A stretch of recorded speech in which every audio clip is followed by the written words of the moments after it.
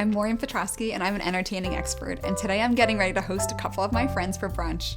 I'm serving a few dishes inspired by figs, which are one of my favorite fall ingredients, and I'm also pouring a Tennessee mimosa.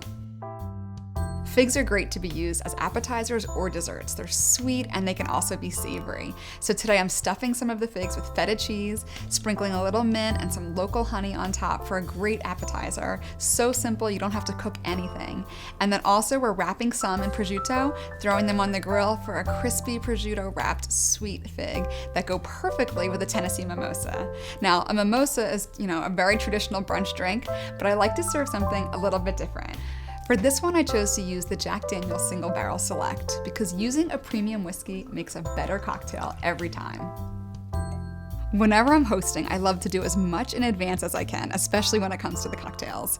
So for this case with the Tennessee mimosa, I already filled my glasses with some pear nectar, a little fresh lemon juice, and the Jack Daniel's Single Barrel Select.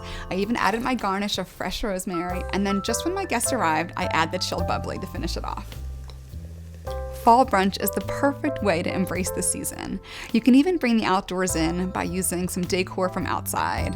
And embrace those earthy fall ingredients, everything from your appetizers all the way to your drinks.